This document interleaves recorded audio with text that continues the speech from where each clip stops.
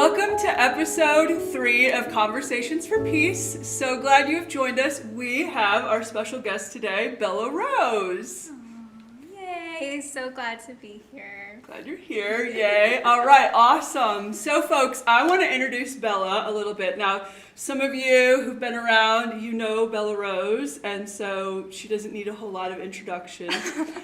But I like to give my first remembrances or my first impressions of our guests. So I promise it'll be good. Okay, I promise. All right, so I still remember the day that Bella just slipped onto our yard for yoga, and you were here with, I don't know who you were here with, but another singer-songwriter, which we didn't know at the time.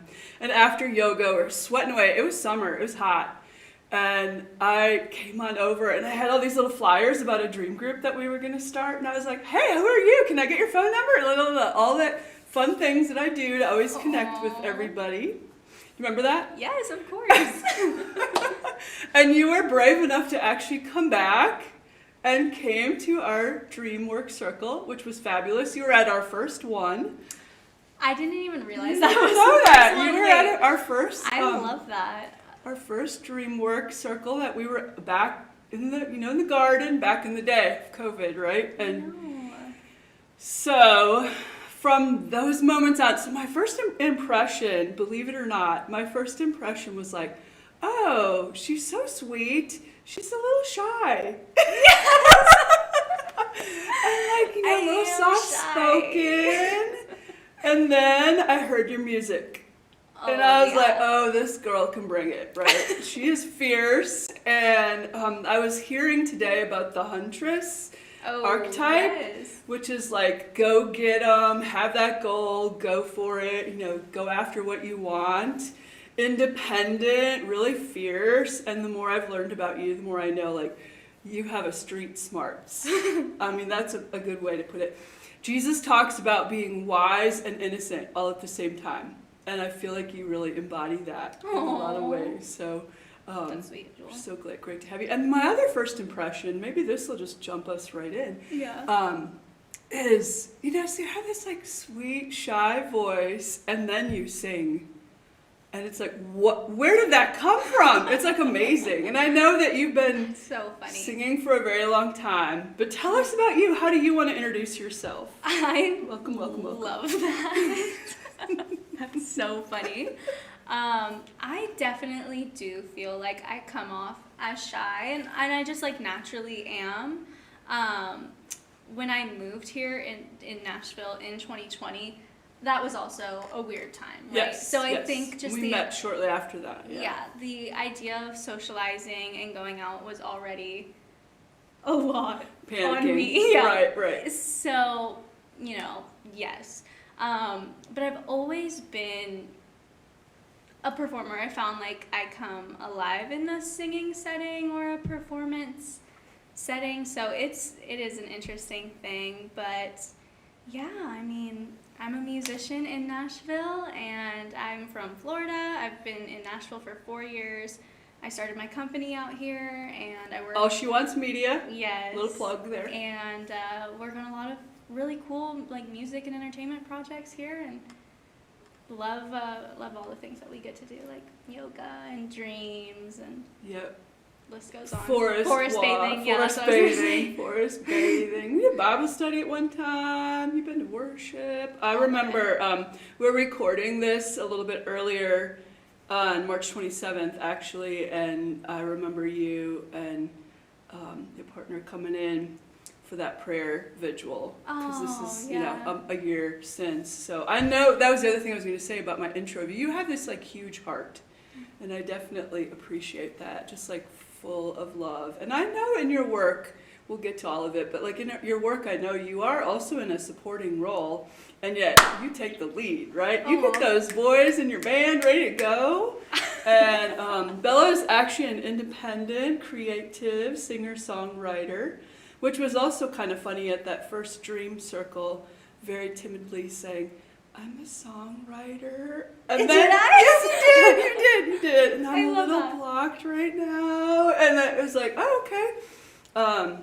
And then there was an arrow in that dream that we worked. Yes. Which I feel like maybe helped a little bit. And then soon thereafter, you're like letting me hear your music. And I was like, it's awesome. Did you It's like awesome. it?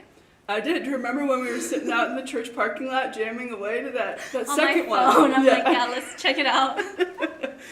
No. So Aw. it was awesome. And of that video that you recently shot with like those songs all together, like I'm massacring all the names, I know. But It's my EP video, performance video. amazing. So yeah, there's nothing timid about you. Once you get the stage and the hair and the makeup going and the costume, and you are ready to go.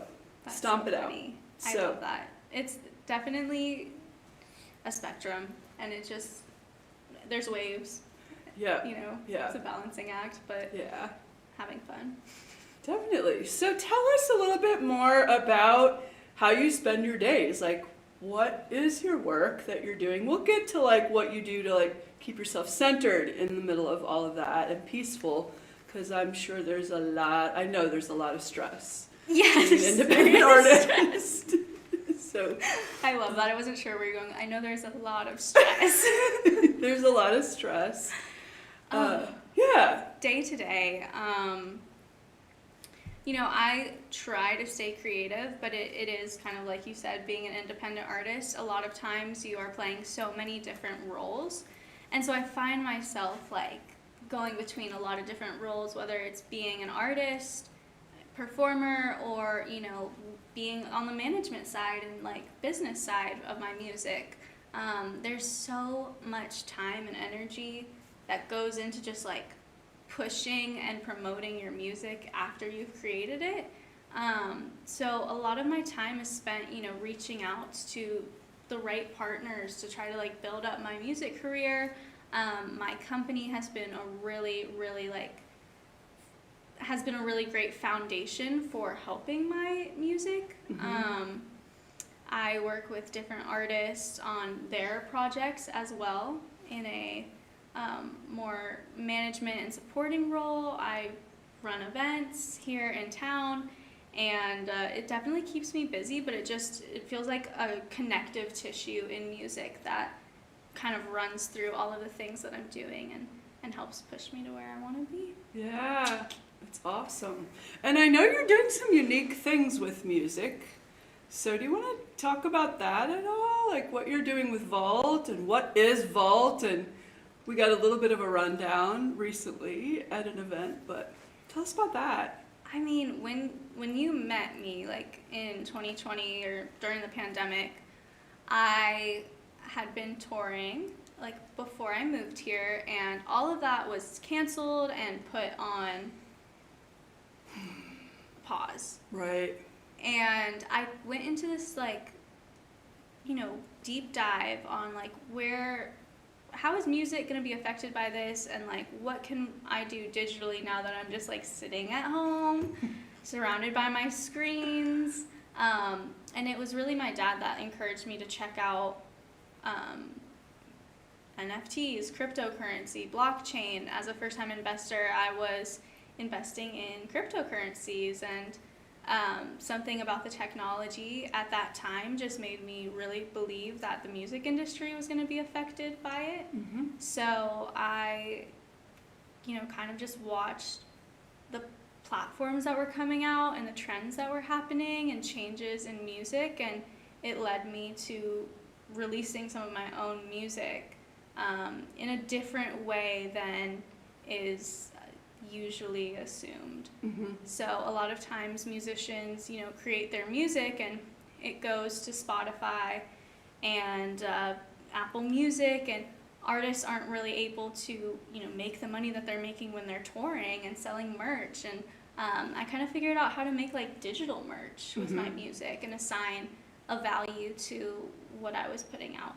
And it was very cool, and I partnered with a company called Vault, and they helped me sell out my first collection and release all my other music and songs on the platform, and be able to create like a deeper collection and experience around my music. And it's really, really great what independent artists can do these days. Yes, I remember, I think 80 Proof was the first song up there, right? Or at least the Yes. first one I got. And I was like, this is so cool. Because you had like, photos of the lyrics, like when you wrote them out in hand, because you created the whole song. So, Yes. you had shots of, I shouldn't give all of it away, you should go check it out. But shots of like the recording, of the producing of the music, and a little bit of the video itself. Like it was just, and then you could hear the song too, right? Yes. So it was so amazing. So as a fan, it's kind of like, oh, that's fun, because it's more than just hearing a song, right? You kind of really get into that creative process. I've learned a lot from you about what it takes for one little song to come out, one little song that we might hear anywhere. It's months, Yes, months. it's months, and like in those months, there's so many moments leading up to like what that song becomes, and the fact that no one really gets to see that except for, your producer or other writers, is kind of like just a lost music experience between creators and fans. So I would love to see the behind the scenes of my favorite artists making my favorite songs. Yes. So for me, it was just like, I feel there would be a deeper connection to these tracks if you were able to see all those moments leading up. Yeah, I think it's really great. And yeah, like you're saying, because we who appreciate music get to appreciate it even more, because we get to learn and just kind of see the hard work. And for me, it helps me like respect the artist even more, because it's a lot. It's a lot. And then just every angle and all of it. I mean, hustle is a good word for you. Hustle. You're always hustling. Even like yesterday, you're picking up flowers for a shoot or something that's going on, right? And so through our like partnership, you're able to like help, bring in flowers into a video or a photo shoot or whatever. And whoever even thinks there's somebody that makes all that happen, right? Yeah. And so it's awesome. I appreciate that. And it's just like the small things can really make a big difference, like whether it's flowers that are donated for like a music video, or it's those special moments that you can see in the song, or being able to like put it up for sale. Just those little things are so helpful to artists these days. Yeah, it's a definitely evolving industry. And I'm sure it's really kind of fun to be in Nashville. I mean, it's probably hard, but it's probably also, I think, kind of fun. It's really fun. I mean, I went to Austin for South by Southwest last week, and honestly, like, I was missing Nashville. Yay! All of like my favorite acts that I saw during this music festival were Nashville artists. So oh wow. Yeah, I just feel like it's a really great city to be in. Yeah. I'm grateful. Everywhere we turn around, there's another artist and songwriter, and opportunities to go hear people playing. So we're going to get to some of those a little bit later on. Let's talk about your dad. Can we talk about your dad for a minute? Of course. Because I have hey Steve. Anyway, I don't know that I've ever seen a dad who is so doting in a good way. Aww. And will do anything for you, That's right? so sweet. I mean, and hearing the way, I've heard him speak about his role in your, kind of formation as a young artist, and he's got street smarts and savvy too, that he's definitely has passed on.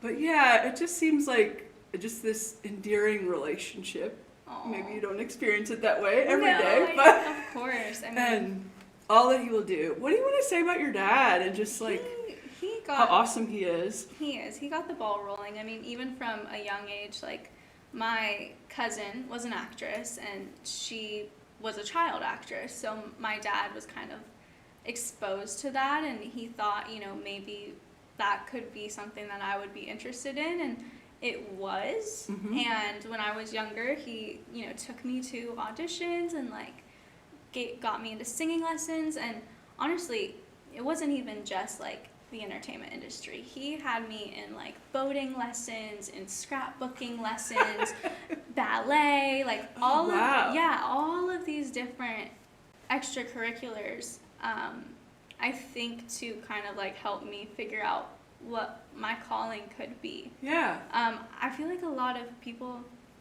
don't get that opportunity. Yeah, he feels like he is very invested in you in a way that I don't always see. And it's really kind of beautiful to see. I always feel good when he's around, and I mean, I appreciate too, he's pulling us all together and wanting us all to kind of come together and just hang out and meet more people and, you know, support you on your way. So pull your friends together. Oh, it's tremendous. I mean, I think he just knows that like a support system is what you need to not only like make it in this career, but just like to make life in general. Yeah. So he's always like brought in my friends, my loved ones, and anytime he can strike up a conversation with someone about music, you know, he's talking about it. And I mean, yeah, he opened a music venue in Tampa. Oh, cool. When I was a teenager, because I was playing so much and getting so connected with the music scene that it was like we could start throwing our own shows and we could start having these bands come and you play. And so that was a big like pivotal point for when I started like taking things very seriously. Yeah, and he was talking to me the other day about there was a moment where he was sort of told, like, listen, she's good, you gotta call so and so before Monday, and then you ended up in a particular school. Do you know about this? At least the way he tells the story. Wait. The Grammy school?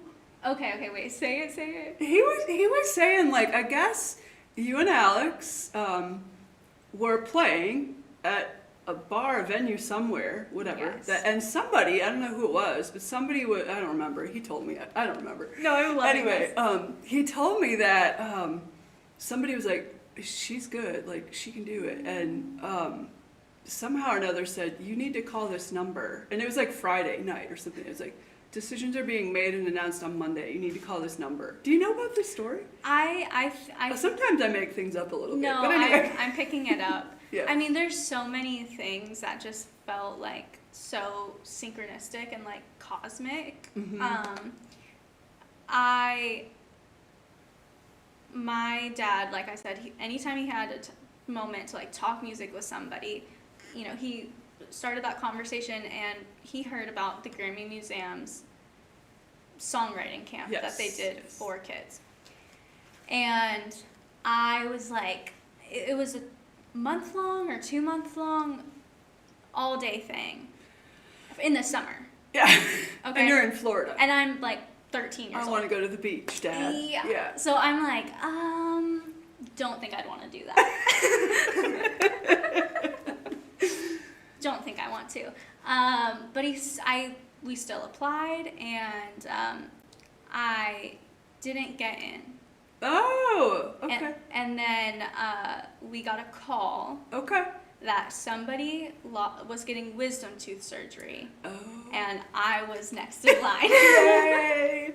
Yay! And it was like super interesting because I was kind of glad I didn't get in. And then what's funny is like when I think the bar references is we were playing this music school showcase. Okay. And it was the first time that I met Alex, which is my longtime songwriter and music collaborator.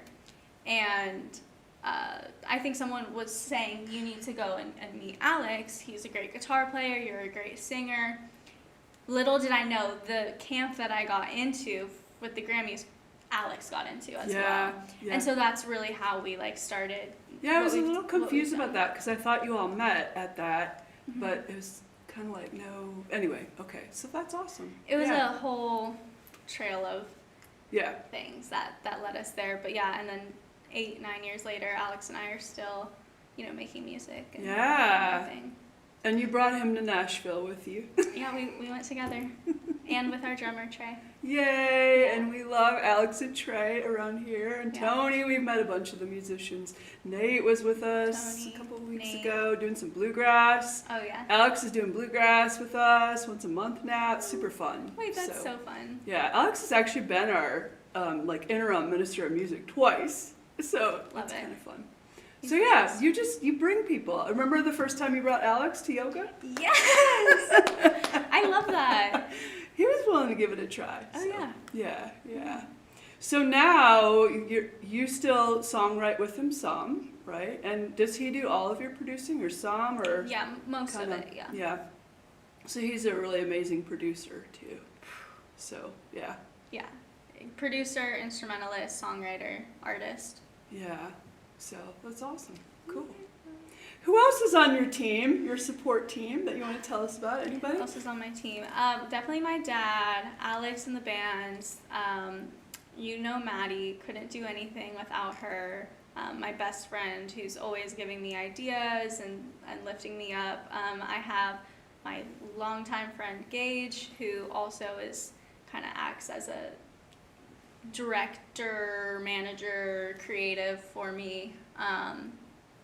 I've seen him on one of those kind of behind the scenes videos. Oh yeah, like, pointing the way. Yeah. Like, what does he say? All right, that's a wrap. Yeah, more energy, more attitude. Yeah, exactly. More attitude. Love it. Oh yeah, so I can't do it without them. at Yeah. all. Cool. Awesome. So yeah, it takes a lot, right? Yes. So, okay, so let's talk about practices for keeping yourself centered. Yes, please. Practices for peace. What do you do? I am trying to figure it out on the daily. I feel like tell me what you think. Every day it's like not everything works like all the time. Yeah. Right? Yeah. And so I feel like I'm switching between different modalities and things that I can do to like balance myself and connect and dig a little deeper. For a while you were doing the breathwork thing, weren't you? Mm-hmm. So that's pretty I mean- helpful as an artist too, right? Yeah, definitely. I mean, meditation is so beneficial for everybody. I think it's amazing to do like 10 minutes a day. I always did it after working out too, which I think really helped to like get my heart rate up and then slow it down. Ah, cool. So, I mean, those two things really help me harness my energy and not just like, I feel very wound up sometimes and I'm like, where can I direct these feelings? Yeah, cool. How about yoga? You're doing yoga these days, ever? Yoga, I mean, I love dancing and doing yoga and just moving. Hot yoga is good for me. I like to be, I mean, I'm from Florida, so I think that the heat feels comforting to me. Yeah. Well, and you're reminding me on episode 2 of Conversations for Peace, Sarah Champion, Forest Walk With Me, talked about how she tried all sorts of things, and it was when she finally did forest therapy for the first time, like experienced it, where she felt like it was like a fit. That she was always trying to fit herself into other modalities, and then it was like, oh wait, this is my modality. So does singing, like not like the grind of singing and producing, but like does singing, just like little ditties, does that help keep you? It definitely does. Kind of like when I said that I feel like I have all this energy sometimes, just being able to like hum and feel the vibrations like through my chest and through my body, it feels like it goes through my soul, and I'm like, okay, this vibration that I'm singing is like really calming me down. So I feel that, but I prefer, like, I'm not like I don't think that I'm like a singer. Like, I prefer to songwrite and perform before I would even say like I want to sing. So I definitely feel like a lot of times what can calm me down is just like saying lyrics and songwriting, just being able to like kind of get these feelings into words. So do you have a little one going in your head right now you want to share with us? That's what I've heard you do before, that it's just like all of a sudden it's just like something's just kind of singing all the time. Yeah, just kind of going through. I mean, I've been really into this Ariana Grande album, like I told you, but no, nothing's sitting in my today. head. We're not gonna sing. I was today. singing in the shower earlier pretty hard. Yeah. Healing. Cool. Yeah, that's always good. You know, sounding is a big part of, especially like Buddhist tradition, Hindu tradition. It is kind of finding its way in the U.S. Sounding. Yes. Yeah, and just like the Om, you know, Here for each it. one of the energy centers are connected to an actual sound, and so we have a yoga instructor who does kirtan, and you know, it's like it's a way to do sounding, and you know, in the best sense of the word, though, I don't think people think about this in the Christian tradition. Choral singing, like singing together as a congregation, is meant to like blend, to like yeah. bring us unity, and I think kind of like raise our vibration together. But I don't know that most congregations actually think about that when we're singing one of our hymns or singing a song or. I agree. I mean, it's like a prayer to me when I'm like singing or in that kind of like sounding field. It's, yeah, feels very connective, and it's like that, and dancing to me is like, oh, my energy just went all the way up here. Yeah. Like my vibration just went a lot higher. Yeah. Immediately, just from kind of like connecting through those ways. Yeah. So most days, would you say that you have to find a way to harness your energy? Like you have too much and it has to be harnessed? Or is it like, I don't have enough and I need to raise my energy? Or is it depending on the day? And if you had a show to be at the night before? I know. That's actually a really great question. I think like it's probably a little bit of both. I feel like I do a lot of the times wake up and have to be like, I have a lot of energy, but it's maybe misdirected. And so I'm like, this is a lot of anxious energy or just nerves, and I have to try to put that into like a positive and like spiritual energy field is how it feels to me. Yeah. So it's like I have a lot of energy and I just need to put that into like a positive place. Yeah.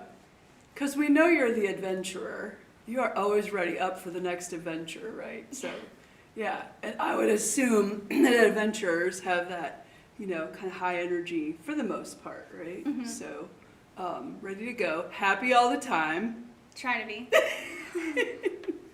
Well, more happy than, like, sad and, you know, probably, right? I mean, yeah, I've had depressions in my life, but I'm a pretty optimistic person. Yeah. I'm an Enneagram 7. You know this. It lays it out for us pretty clearly. Always trying to have fun. Yep. Yeah. Yeah. Kind of avoid that pain, right? We want to have fun. Girls just want to have fun. Well, tell us about the title of your company is All She Wants Media, which of course is just like this fun kind of go get it. So tell us how you came up with that and what all you've talked about it a little bit, but what all are you envisioning for that and how you're growing it? It came from a song lyric that really resonated with me. I had a song that in it said, all she wants is to run free. And I feel like I would consider myself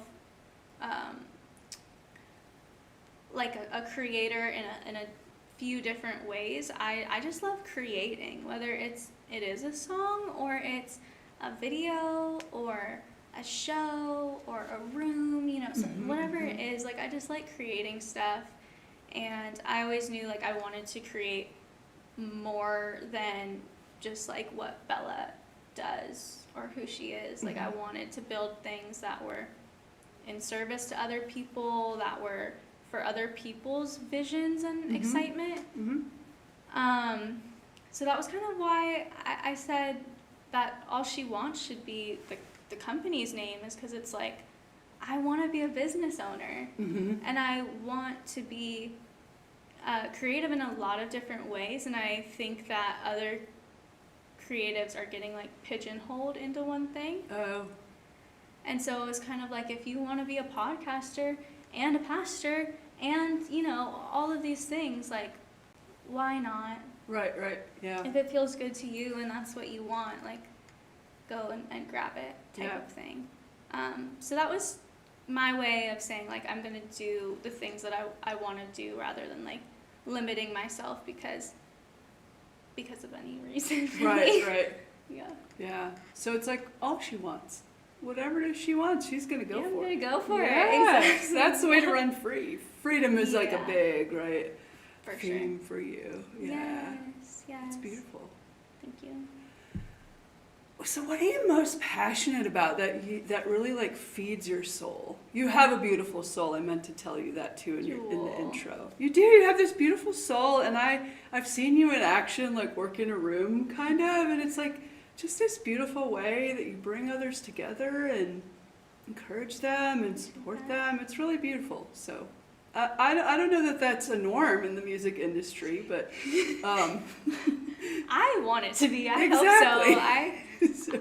I have found that Nashville is actually such like a warm place to be, and like the people here are so friendly, and I've found amazing community and like people that support me, and I don't think I felt that in Tampa as much. Yeah. Or other places that I've been. So I definitely like attribute the ability to do that to just the fact that like the environment is warm. And Just feels positive. Yeah. Yeah. Carrie? I would say like what sets my soul on fire. Yeah. Right? Yeah. Is I mean it's so many things. Like I know I've told you so many times that like at certain points I just want to meditate all day. Yes. And like get in this like very spiritual realm, and like I really love digging deeper into like what life means to me, and like what living should or shouldn't feel like, or how I can better myself, or just get to know like the different parts of myself more. So I think digging deeper into like love and prayer and like you know, I'm an Enneagram 7, so if I'm like integrating into that, you know, 5, it's very like sober and reflective and observant and non-judgmental. So that's definitely like when I'm feeling my best. But you know, just performing, being creative, that makes me feel very on fire. Coming alive, yeah. Yeah. You do. When you get on the stage, you do, like, you come alive. Yeah, It's so cool. I feel that. So, it's awesome. It's fun. So, your practices, how do you see your practices you're doing? I mean, I know, every now and again, we all just want to go away and just meditate Yeah, for, like, I do. a month or so. Such a great feeling. I but- get out of a meditation, I'm like, that's the best I felt all day or all week Yeah. or, you know, whatever it is. Yeah. So, like, how do you see that practice serving others? Do you have a sense of how? Or the way your heart is set on fire, how that's serving others? Yeah. When I first started taking up meditation, it was definitely to be considerate of others. Oh, okay. This is like an intentional. Did like Maddie tell you it's time to start meditating? Oh, it was time. That's so funny. It was time. So taking up that practice was definitely an act. Okay.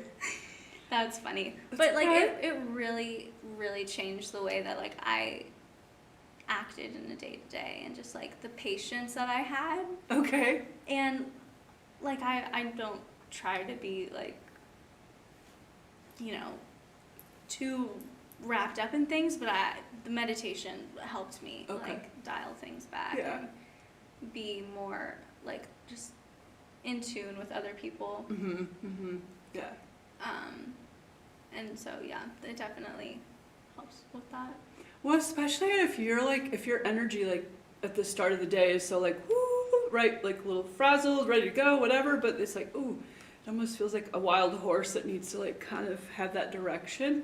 So if people are around you, that's going to feel chaotic to them, Definitely. right? And I'm sure you're around it. I know you spend a lot of time by yourself in the whole process of reaching out to others and, you know, Definitely. creating, but also you're around a lot of people with a lot of energy too.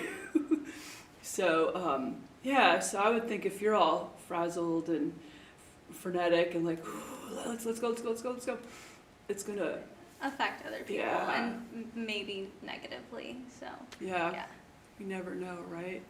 But you're also making me remember about, I've mentioned this on the podcast before, Richard Rohr, Father Richard Rohr, Yeah. you know, almost 80 years old now, and he's been meditating for decades and decades and decades. But he says he still has trouble in traffic sometimes if somebody Yes. cuts him off, right, in traffic, that can really set him off. So, but hopefully, I don't know about your experience with meditation.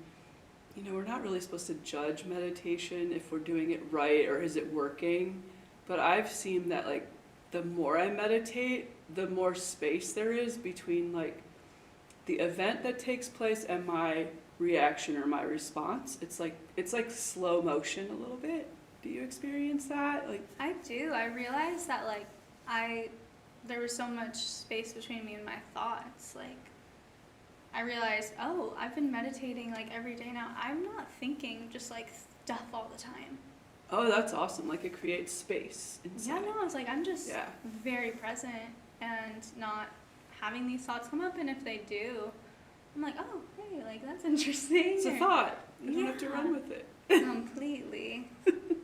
Yes, Michael Singer, I don't remember which book it was, one of his most recent books on, I believe it's Buddhist practice, but he talks about, like, you are not your thoughts, you are not your emotions, you are the you that is behind all of that, if that makes sense. He's got a more elegant way. That's reacting that. to those things, right? Yeah, and like, it's like you are, I mean, I think I would use the language of soul, like you really are your soul and all those other things. Like, so we have to like try to reach non-attachment.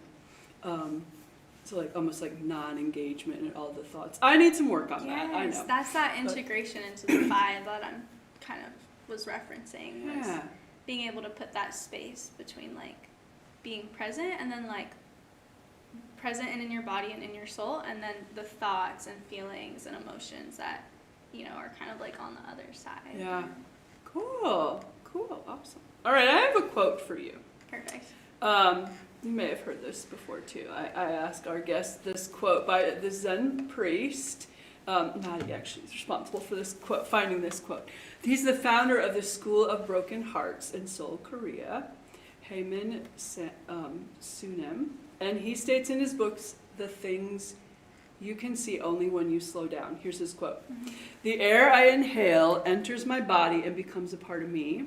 The air I exhale moves into someone else and becomes a part of her. And just by looking at how the air moves, we realize that we are all connected to one another, not just figuratively, but literally. So, what do those words mean to you? I definitely believe everything is connected. And for me, I do have like this feeling that I don't know how unique it is, but I have this feeling that like in the air, so much energy is present from like past and present. Mm-hmm. So I think just when you're moving throughout the day, like you can channel energies that are gonna like kind of flow to other people, or that you can like take from your environment for yourself. Mm-hmm. So I think for me, it's just like in each moment you can connect to this air and breath and flow that will reach almost everything. Yeah. That's kind of cool. I like too that thought about how it's also things gone in the past, right? And in like healing touch work, and trauma work, there's so much talk about like the trauma we carry from generations past, and when we heal ourselves, we actually are healing, you know, past trauma that maybe wasn't ours. And sometimes when I work with people, I love to talk about the archetypes, especially because sometimes it's like there's a really big system of energy going around like somebody who might be like really acting like a victim or really acting like a bully or whatever it is, and it's like, how is that bigger than themselves, right? And what might they be carrying from their line? So I don't know. Do you ever experience that? I think we're so affected by those things. I mean, generational trauma, is very damaging to self and like affects your feelings and emotions. And I think it is part of just like being able to separate your emotions from yourself, because you might be carrying a really heavy emotion that you're not that familiar with. Like when I'm able to put a word or even a phrase that encompasses an emotion to me, I'm able to separate it. It's not just what I'm feeling, it's, I'm feeling depressed, or I'm feeling excited. Yeah. And any of these, like, there's just so many feelings and emotions, and I think just trying to like acknowledge them and accept them, and that's part of the shadow work too that we talk about, is you just kind of have to like reflect and see that like all these emotions are very unique, and there's archetypes that and energy systems you might never recognize if you don't try. Yeah, and it may actually have been like your great-grandmother's. I'm kind of getting a little into this because I'm learning more about like my great-grandparents, and I have like both of my grandfathers came over from Holland, and like my great-grandmother came from actually an area in Russia that the Germans moved to, and then it wasn't really working to live there either, and so then they were just sort of like shoved around all over in some ways, because it just they were not really having a sustainable kind of living environment, and so just thinking about, how is that, like when I'm in that sense of like scarcity mindset or like survivalist mode, is that really me, or is that there's generations behind me that's kind of how they live, because they really were in scarcity mode, like they didn't have a way to feed the kids anymore, so they had to go move somewhere else, or they weren't safe where they were anymore and they had to go, or they were about to be enlisted in the Russian army and they didn't want to be enlisted in the Russian army, so they eventually left and came to America, we're talking hundreds of years ago, but anyway, so and to know that it does impact us, right? And so. And do you think that impact is like integrated in a way, like in our, DNA, or do you think that it's part of like the actions that affect, like new life? Yeah. I think there's a little bit, I'm not really a scientist, but I've heard about epigenetics. I'm like, so tell me, this is where I was trying to get to, actually, yes. And perfect. So I do think there's stuff to that, like I really do think, like, I don't know, where did I hear one time, it's like, you actually were, as a woman, were being formed in your grandmother, because like your mother's eggs were being formed in her, and so you literally like lived in her body at one point in time, and so what happened to her really is impacting biologically then what happens to me. I think that's epigenetics or something like that. And so what do you know about that? I just am trying to piece it together too, but I think that there's like definitely something to that, and then of course just like the nature of growing up and like taking on your parents' trauma too, and their parents' trauma and their parents' trauma, like that does something. Yeah, sure. I really resonate with the way the way Richard Rohr speaks about our like core wounding or our original wounding. He doesn't talk about original sin when he talks about Enneagram work, but he talks about original wounding.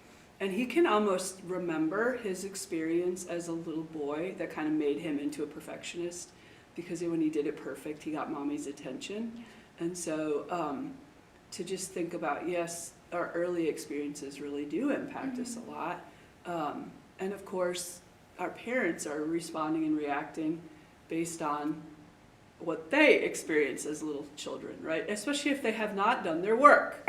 So if they've not sought to evolve and like get that distance from I'm not my thoughts, I'm not my emotions. There's that You're space gonna between. just take that on. Yeah. So 100%. definitely. Yeah. It's tough. I mean, I've done like reprocessing therapies where, you know, I've gone back and like tried to dial in like when were those moments, or like can I see when, you know, when things really affected me subconsciously. It takes me way back. Yeah. Way back. And we may not even know. Yeah. I do craniosacral therapy. I received that as a modality. And we're working on, you know, like my spine is twisted in a weird way. And my healer is convinced this was just the way I was formed in the womb. Like I was just laying in the womb in this she's convinced of this. She works with infants all the time. But I mean, I wasn't worked on as an infant, right? With a healer, didn't work on me at that time. So just thinking about like just even how we come into this physical world. I've heard of breath work healer speak about just her experience of being born and how she couldn't like get her breath, and so she was always blocked. And somehow or another, she went back to like somehow or Joel, another. that's what mine did. I told you that, right? Did I tell you that? No, I swear. I went back and I like experienced the day I was born.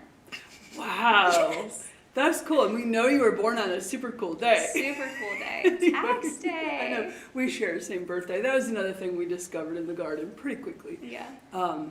But this healer speaks about it, and she just had no idea. Like, she was probably, I don't know, in her 50s when she finally realized, like, oh, I've always had this breathing pattern. And, excuse me, somehow or another, through breath work, she got back in touch with those moments, and now she's helping other people through that as well. So powerful. Yeah. Important. Needs to get out more.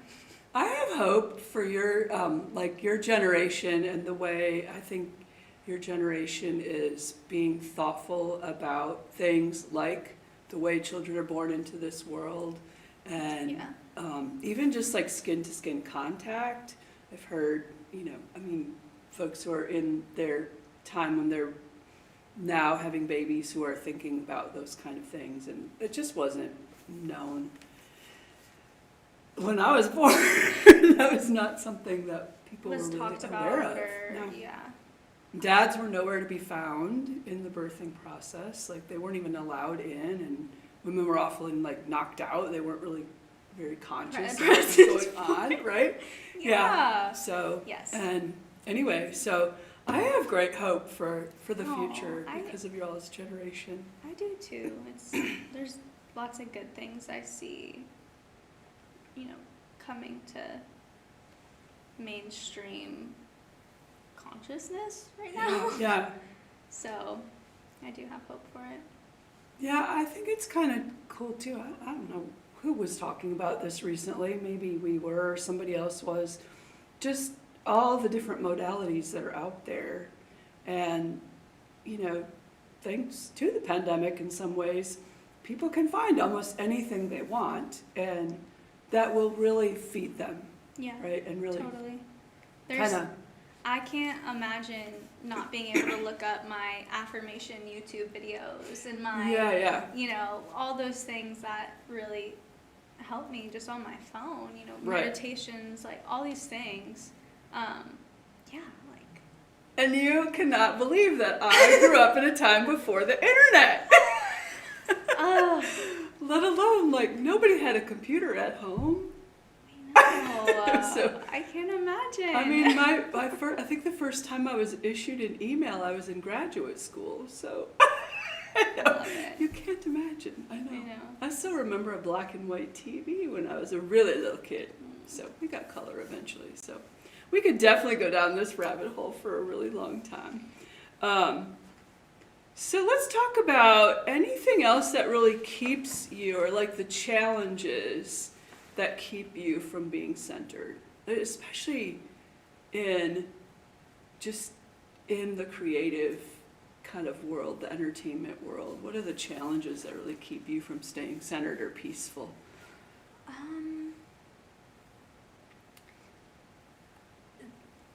There's a big competitiveness, right? And I feel like there's space for everyone, especially since we're coming into like so much accessibility online. So like there doesn't need to be, but I think just naturally like that's an energy that like you're gonna feel, and like people are gonna like project onto you. And I think for me, like that's kind of hard to like deal with when you are like on social media and like seeing, you know, all of these people that are maybe like doing the things that you want to do, or like there's definitely like a level of like envy that happens too.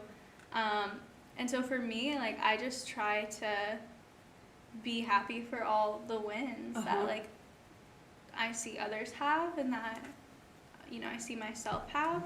I get in my head like a lot about how I'm perceived, you know, and for why, like I don't know, but you know, it's something that I have to like try to keep a hold on, or like try to dial in, because it doesn't do good for me, and I don't think it does good for others. Right. If I'm like overthinking, you know, just being true to myself, like right.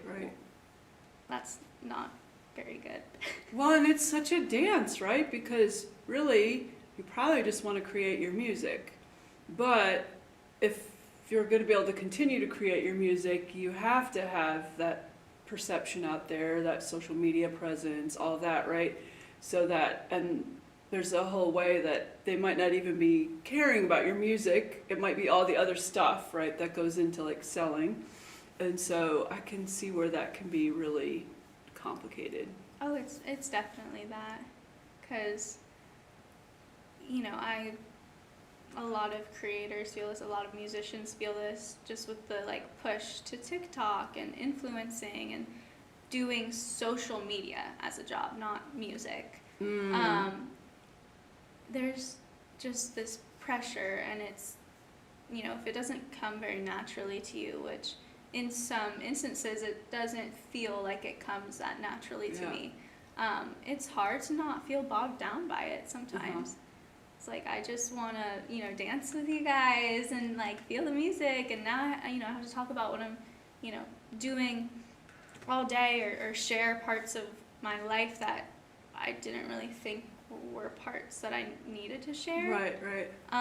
So it's definitely a dance that is because I'm trying to like put myself out there. Right. And in some way be perceived, but you know, I kind of want my work to like speak for itself in a way. Yeah. So it's. But you kind of have to like create an image, right? Or like, here's what Bella Rose, the brand is, right? Yeah, That's her brand, sure. Bella Rose, by the way. For sure.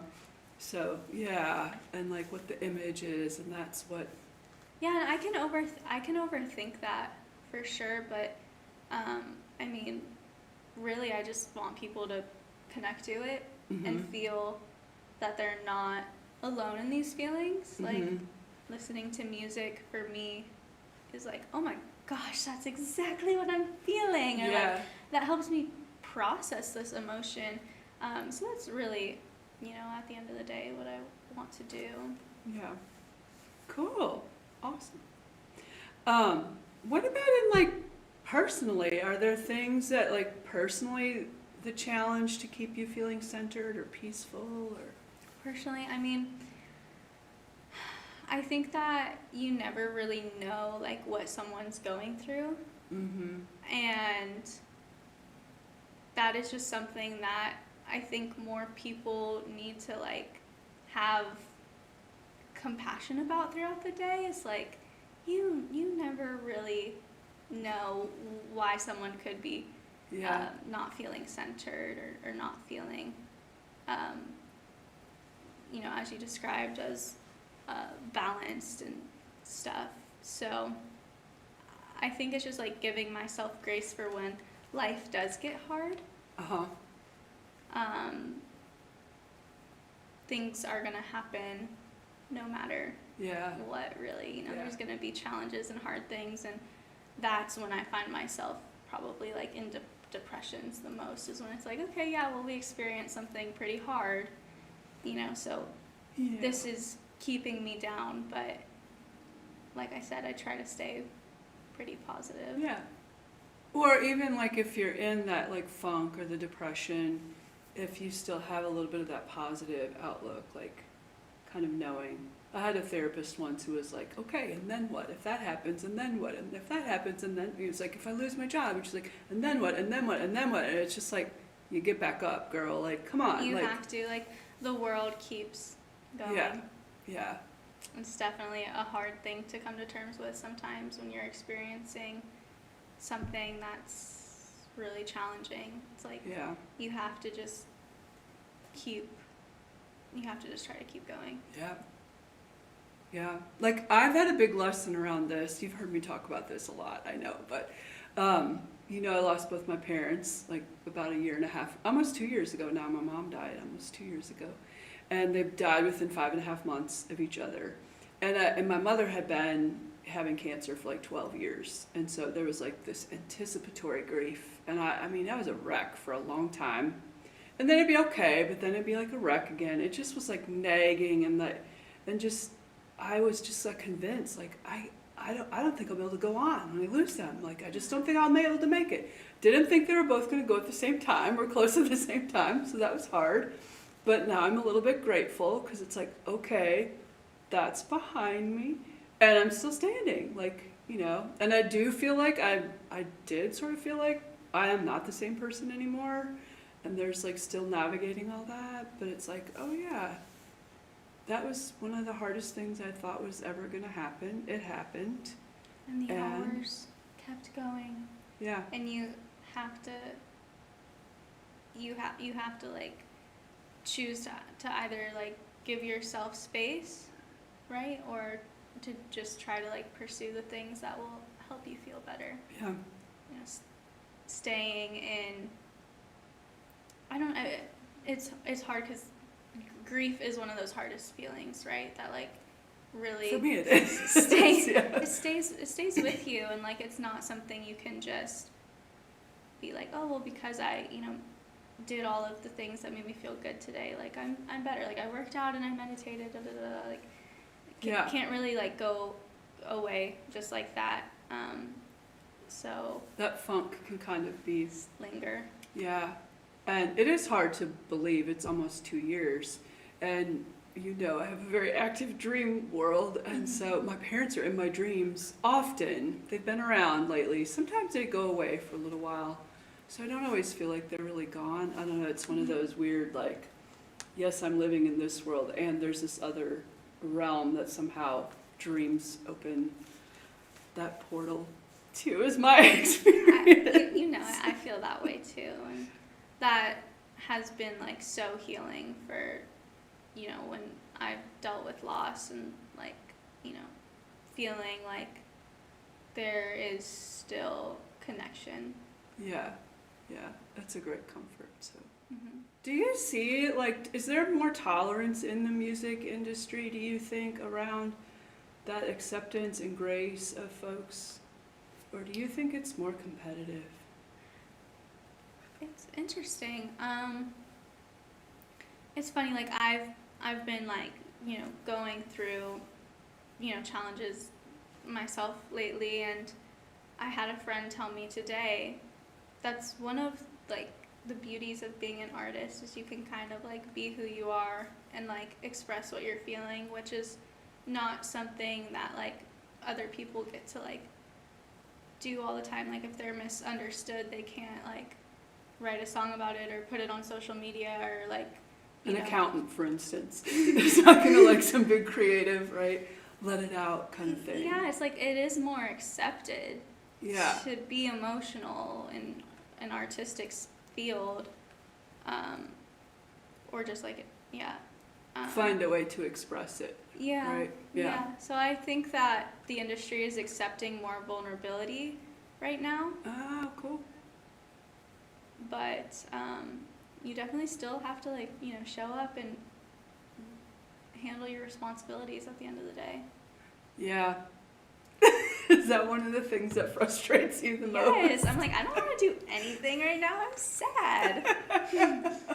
Yeah. But yet it's like, But still then gotta I do get it done. and I feel so much better. Yeah. Well, and I think our person we're going to talk with next month talks about how dysregulated we all are because of all of the experience we've had in the pandemic, being separated from one another, Yeah. just all of the anxiety of, I could go out and get COVID, and based on my health, I could possibly die, or I could bring it to my grandparents and they would die, or whatever, right? And so, and then, there's definitely been some factors in the world, I think, that have also increased our anxiety, or maybe even trying to make us feel more anxious. Yeah. Perhaps, anyway, on the world scene, there's a lot going on in the world, too. Yeah. A lot that's real, and that's not, just being made up, if you will. And that we're so dysregulated, Mm-hmm. and that it can be so very hard to be able to interact with another person, right? Yeah. Because everybody is just, I hear a lot of people feeling really overwhelmed.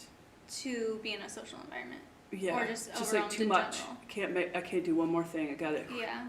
It feels like roadkill a lot. A lot of people, I think, feel like. We're also definitely in hustle culture right now. You know what I mean?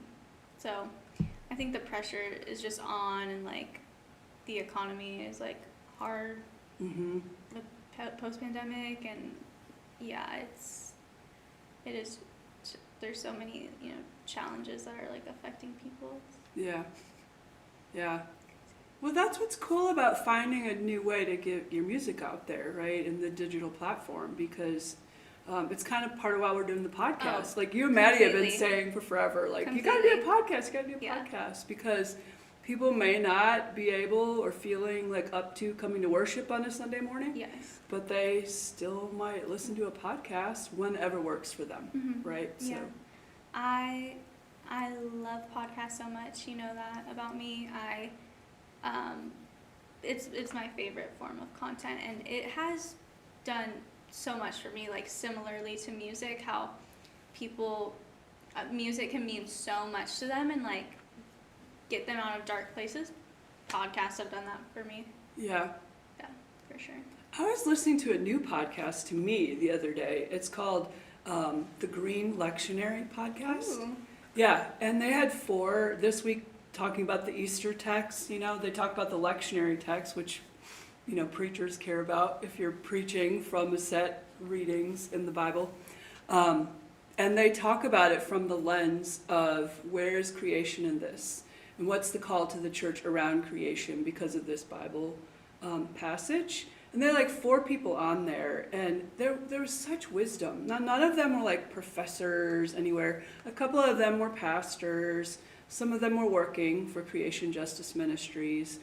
I listened to another podcast about the lectionary that's all professors, seminary professors, and I just had this realization listening to the Green Lectionary podcast yesterday, this is a flattening kind of modality, right? Because anybody can come together and have a conversation together.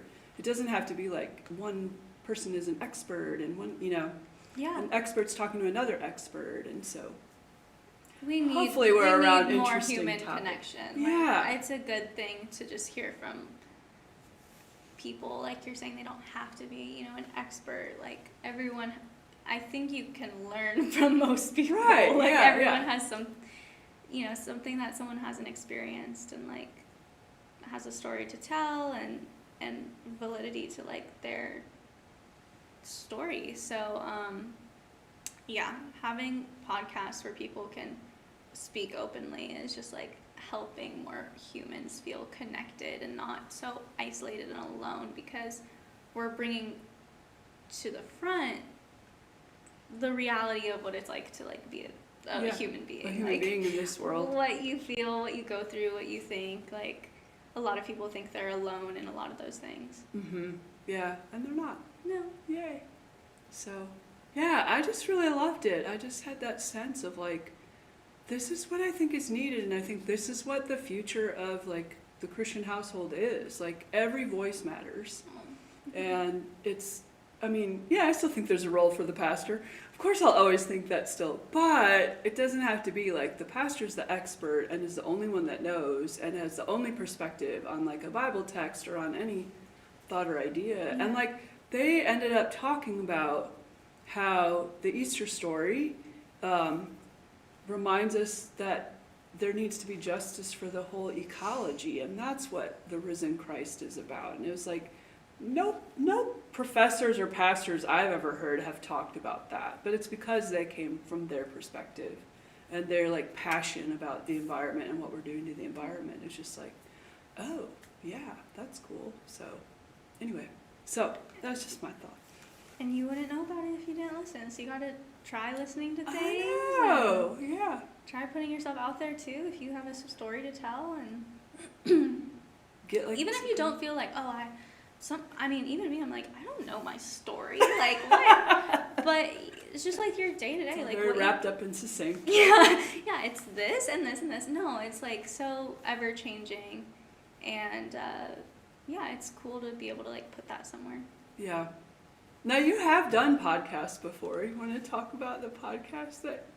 I mean, I don't have my own Well, podcast, but I've like been on different, talk style content pieces. Yeah, cool.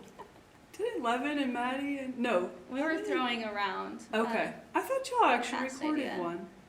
No. Yeah, we're trying things. Anyways, We're putting ourselves out there. There's like, there's challenges, like I said, with like switching gears and sharing yourself, like for me outside of singing, like that's Right. a totally different thing. So Right. Yeah. proud of you for getting this together. Well, y'all have been pushing me along long enough. We finally figured out a direction and kind of got some thoughts going. Yeah, So that's great. yeah, and it's going to change and evolve. We're talking about starting some kind of dream podcast. Ooh, And being able to do that, and yeah, I like that a we're lot. trying to still figure out how we'll do it. But yeah, wouldn't that be fun? Yes, and then an Enneagram one. An Enneagram. Oh wow, we could have like a circle and talk about. I'm Yeah, obsessed. that'd be awesome I too. love that, a dream podcast. I think that could be needed. Like, I never realized that, everyone's, well, I did realize this, but just coming to terms with the fact that, like, everyone's dreaming things, like, all the time. Like, our experiences are not that unique. Right, no. So being able to hear about other people's dreams, I think would just, like, normalize the craziness that can come up Yeah. in dreams. Well, and remember, I've always said, you're not going to dream about something you know already. You're going to dream about stuff that's crazy. That's the dream world. Like, if you already are consciously aware of something about yourself, you don't need to dream about it. Because you already know it about yourself, right? So. Well, this is where we'll start for the... Exactly. Your dreams are crazy. They're supposed to be crazy supposed to be, because yeah. your unconscious is trying to get your attention. Yeah. And they amplify things, right? They like make things bigger to really, yeah. Anyway, that's a whole nother podcast, but, okay. So anything else that we haven't covered yet you want to chat about on this Conversation for Peace? I think for me, maybe what's important to say is that, like, I really, as much as we've talked about, like, the digital, environment of music and entertainment right now, I am dying to get back on the road. Yeah. And play shows. Yeah. And be with people. Mm-hmm. So for me, it is just like really dialing in and like manifesting the best way to be able to do that, and like it be beneficial for like the people on my team, and then of course the people that we meet and encounter. Yeah, because So- they'll keep making more connections, right? So Yeah, and like I just I want to be intentional with it, and be like, if I have the chance to be in front of a room in a city, like I want to make the most of it and share something special with them that hopefully resonates. So I'm dialing that in. I have 2 questions following up from that. My first is, what's the coolest like experience you've ever had on the road? Ooh, okay. Wait, what's the second question? The second question is telling us more about the shows that you are, it's like you're curating these shows right now on almost a monthly basis, or soon will be. Yeah. So telling us about those 2. So which one do you want to start? Tour experience? I mean, it's so funny. Like, I probably shouldn't say this, but I just told Nick, who was helping us set up for the podcast, I am a road warrior, is what he called it, because this is crazy in a bad way. Okay. We were like going to hotels and motels and Airbnbs and like, nearly sleeping in the car. At one point, me and the band got lice. Oh no! That's terrible. Oh, it was terrible. I'd never had lice before. No. I had no idea what to do. Yeah. I was so frazzled, but... Was this recently? No. This was like 5-6 years ago. Yeah. Oh, wow. Yeah, so long ago. And, that was just part of, like, being on the road and, like, doing that. Yeah. And, so, yeah, because you're not sleeping in your own bed. No. You're like, at some points, like, I mean, we had band members sleeping on the floor. You know what I mean? Like, what do you think is going to happen? So, that would be the craziest. Okay. That's so embarrassing. Bella Rose does not want lice once again. No.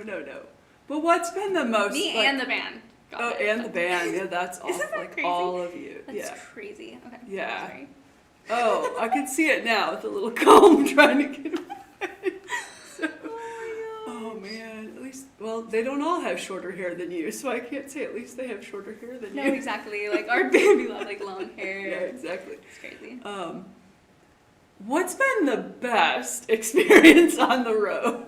Let's talk about the best experience. The best experience or like the on the road? One that you're like, I just really like relish this experience of being on the road, or just a show that you played.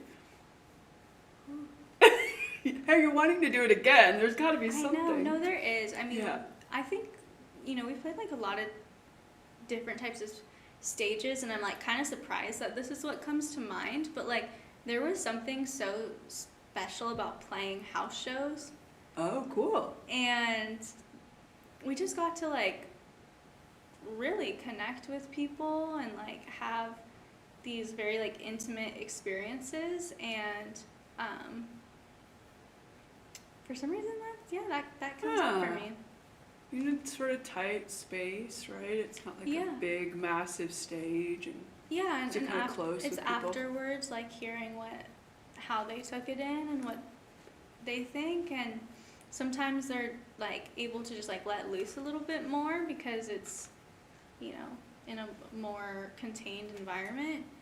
I think those were really special moments on tour that kept me going through all the lice and everything. So make sure you have a house show if you're gonna have lice on the road. That's her tip for today. Oh my gosh. Yeah, it's no idea. Knock on wood. I have not yet experienced that. So.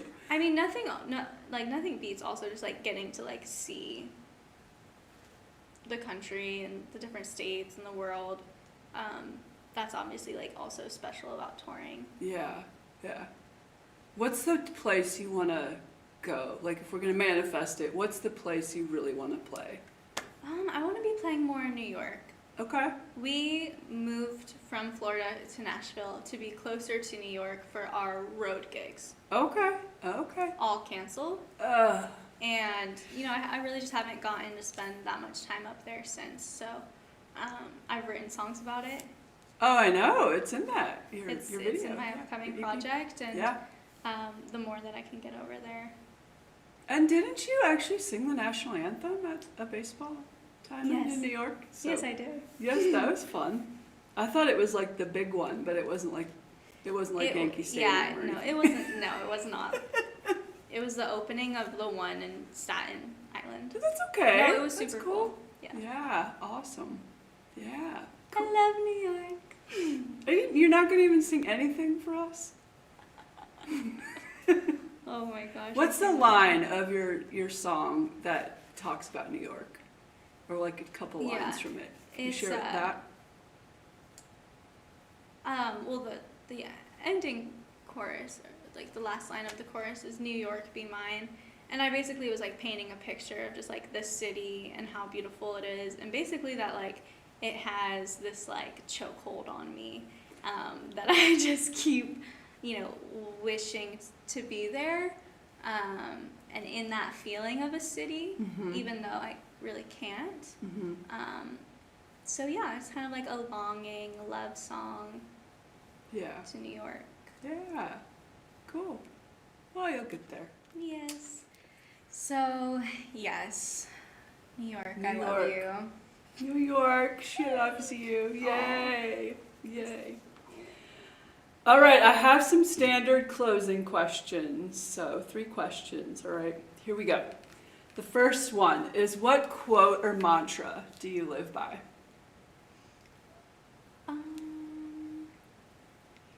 I think lately I've been really liking the concept, which this is a song lyric of mine, but That's cool. I like the concept of flowers come with rain. Yes. And just basically saying like we're gonna have to go through the storms Yep. and hopefully come out on the other side Yeah. into a blooming, blossoming flower. Yay. Yeah. Yeah. Beautiful. Flowers come with rain. And as April girls, we definitely remember that. Yes. April showers bring May flowers, right? So, yeah. I remember that lyric from your song, so that's cool. Okay, so what book, resource, podcast, anything that really has been most enlightening for you that you'd like to share with folks? Take a note. Here we go. I think the most enlightening book I've read was Into the Magic Shop. Oh, I don't know about this book. Tell me about it. I'm trying to think what the author's name is, but Into the Magic Shop, and it's about it is about a person who overcame a lot of adversity and was able to do amazing things in spite of that. Cool. So Is it like a novel, or is it a no, it's a real like a biography or like yeah. memoir type thing? Spiritual memoir is my favorite genre, so yeah, that might Into the Magic Shop. Into the Magic Shop, yes. What about podcasts that you are really find enlightening? Yeah. Other than Pause for Peace, of course. Of course. Pause for Peace. Number 1 is Pause for Peace. Conversations for Peace is your favorite series. I know, but anyway, okay. Obviously. I don't know if he's doing a podcast anymore, but I really took to Charlie Rocket. Okay. He has a really exceptional story and taught me a lot about energy fields and compassion towards people and what you can do internally to heal yourself of disease. Cool. So Charlie Rocket and The Skinny Confidential, His and Hers. Skinny Confidential, His and Hers, okay. That's a really great one. They have on a ton of guests that are experts at these wellness practices, and that's super enlightening. I also like Heinz. Have you heard of Heinz? Yeah, because it's one of Maddie's favorites. Yeah, it's one of Maddie's favorites. He's really great. Yeah, those are probably And some of my he's still favorites. on, right? His podcast is still going, right? Yeah. Mm-hmm. Cool. Awesome. All right. So, what parting words of encouragement do you have for our listeners? parting words of encouragement. I really took to the, like, you don't know what somebody's going through. I think try to lead with love. That's a great mantra. Lead with love. Yeah. Yeah. We don't know what somebody's going through. Lead with love. Please. Okay, so where can we find your work? Or any shows you want to plug, Yeah. whatever. Stay posted on my website, Okay. madebyBellaRose.com. You can also stay posted with what we're doing at allshewants.mediagroup.com. And yeah, that's So where you can Made find by me. Bella Rose is the first one. Made by Bella Rose Okay. and All She Wants Media. Okay. And this podcast is releasing on April 17th, probably. So you will After have... our birthdays. I know, after our birthdays, and after you have just curated this show at Exit In, correct? Yeah. We are working on a monthly series at the Exit In featuring all the next artists, independent artists in Nashville. It's super special and amazing, and I just love giving artists a platform to perform. Yeah, and so we had a chance to be at the first one, which was so fun, and you led it off with Sophie, who was amazing, and I didn't realize it was her first time on stage. Yeah. So that was so At cool. an iconic venue. Yes, she was amazing. Did great. It was So, so cool to what's see. the genre in April? It's gonna be kind of genre fluid. Okay. Yeah. All right. Cool. Kind of more pop rock leaning. And then you'll get on at one point in time. Yes. Okay. Are you playing in April? I don't think so, no. Do you know when your next live show is that you want to tell us about? I think it's gonna be in May. Okay. Cool. Stay tuned. We can find it on Made by Bella Rose. All right. And then other things you're doing we can find on All She Wants Media Group.com. Yes. Okay, cool. All right. And anything What are else? your want to parting say? words, Tua? Yeah, my parting words are stay hydrated. Chug. Stay hydrated. And I love that reminder that with the rain, the flowers will come, however you exactly said that line, especially as we're thinking about spring coming, and like if we can just hold on a little bit longer, those signs of new life are like burgeoning all around, right? So Aw. that's what I love, is thinking especially about April. That gives me Our something favorite. to look forward to right now. Yeah. Seeing the flowers bloom and the sun come out. I was somewhere yesterday and the flowers were just gorgeous and they just smelled awesome. So it's like, yeah, More of all that, of the please. beauty that's coming, and yeah, I'm a big fan. Aw. I've been trying to like reclaim my gardens again because I haven't really done them that great in the last couple of years. So, whew, You got this. I know. So looking forward to what to plant, and yeah, so. Yay. That's my parting words. Like, yeah, hang on for one more day. Spring hang on is for coming. One more day. Spring is coming. It's not going to be snowy and cloudy forever. We eventually will have the warm nights, which I love. It's kind of nice to have a little bit of crisp air, but I would prefer the warmer weather. So, yeah, and just that, like, new things are coming all the time. So, hold on. All right, friends. Yay. So glad you've joined us for episode 3 of Conversations for Peace with Bella Rose. Yay! Join us next month and catch our Pause for Peace coming out weekly. Right now, you know, I'm a little obsessed with Mary Magdalene, and so right now we're doing a little couple weeks on Mary the Magdalene, her role in this whole Christian enterprise, and the lessons she has for us, and kind of the wisdom that we might gain from her. So we'll see you next time. Thank you so much, Bella, for being here. Oh, bye. Bye, y'all.